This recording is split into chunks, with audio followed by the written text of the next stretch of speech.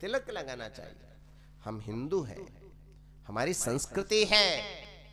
दूसरे की संस्कृति को गाली देने से काम नहीं चलेगा। जब तक आप अपनी संस्कृति पर विश्वास रख करके, श्रद्धा और विश्वास रख करके उस संस्कृति का पालन नहीं करोगे।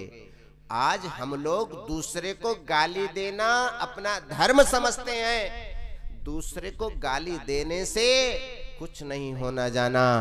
जब भी कल्याण होगा तब आपको अपनी संस्कृति का पालन करने से होगा।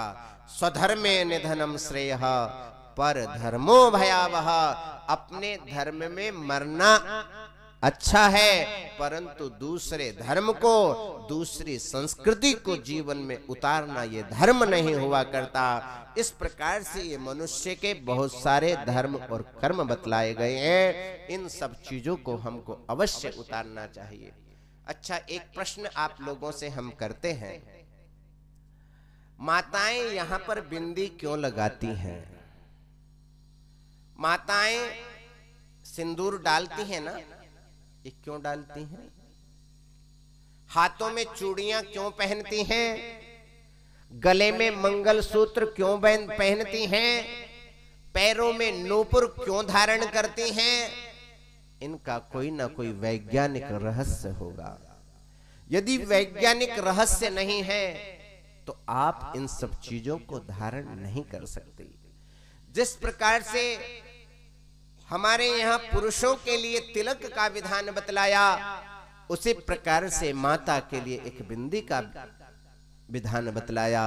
बिंदी भी लगाएं, तिलक भी लगाएं। चूंकि ज्ञानम तृतीयम मनुजस्य नेत्रम, जो ज्ञान की धारा प्रवाहित हुआ करती है, वो ज्ञान की धारा इन सूर्य और चंद्र, इन दोनों नेत्रों के बीच से भ्रूमध्य से निकला करती है। इसलिए उसको पावर पॉइंट को दबाया जाता है। आप कभी गए होंगे, जो लोग एक्यूप्रेशर किया करते हैं, वो एक्यूप्रेशर करके आपके पूरे शरीर में होने वाले दर्द को मिटा दिया करते हैं। और कहां से मिटाते हैं? पूरे शरीर को दबाते हैं कि अंगुलियों को दबाते हैं? आपकी एक अंगुली में कुछ बांध देने से आपके तत् स्थल पर होने वाली पीड़ा की जब निवृत्ति हो सकती है, तो सज्जनों, क्या हमारे इस भ्रू क्षेत्र में यहाँ पर यदि आप तिलक लगाओगे, यदि बिंदी लगाओगे, तो लगाने से क्या होगा? बोले दबाव पड़ेगा। जब दबाव पड़ेगा तो वो तरंग निकल करके आएगी। वही तरंग ज्ञान की तरंग होगी। इसी के लिए विद्वान लोग तिलक लगाया करते हैं, इसी के लिए माताएं बिंदी लगाया करती हैं। परंतु आज तो बहुत छोटा सा समाज हमारा रह गया है। जो माताएं बिंदी लगाती हैं, जो माताएं क्या होती हैं, सिंदूर लगाया करती हैं, जो माताएं नूपुर पहना करती हैं, आज बहुत कम हो गया।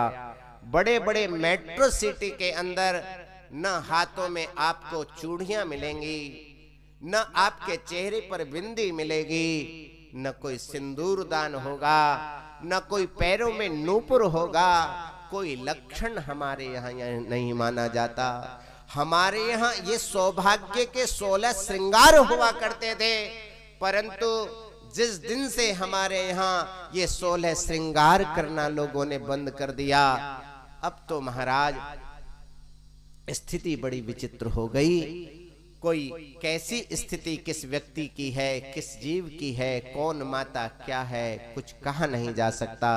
इसलिए अपने अपने धर्म और कर्म को समझते हुए, अपनी पूरी संस्कृति का अनुगमन करते हुए हमको अपने जीवन का स्मरण करना चाहिए। 16 श्रृंगार संपन्ना माता लक्ष्मी का स्वरूप हुआ करती है, और जो इन श्रृंगारों से च्युत हो जाया करती है, वो दरिद्रा का स्वरूप हुआ करती है। जिसको जैसा बनना हो वैसा बनने का प्रयास करना चाहिए। न हमारा किसी से अनुराग है, न हमारा किसी से द्वेष है, परंतु सनातन संस्कृति की ये धारा है। सनातन संस्कृति की धारा को यदि हम लोग नहीं बतलाएंगे तो भाई कौन बतलाएंगे। ब्रह्मचारियों का निवेदन बतलाया है, उनका कर्म बतलाया है। 3 समय संध्या वंदन नित्य नैमित्तिक कर्म को संपन्न करें, समिधा का दान करें, ब्रह्म विद्या का स्वाध्याय करें, वेदों का स्वाध्याय करके यही उनकी सबसे बड़ी तपस्या हुआ करती है। जिन्होंने समय पर संध्या कर ली है, जिन्होंने समय पर गायत्री मंत्र की उपासना कर ली है, जिन्होंने वेदों का स्वाध्याय कर लिया है, वो साक्षात नारायण स्वरूप हुआ करते हैं। बोलो आनंद कंद श्री कृष्ण चंद्र भगवान की।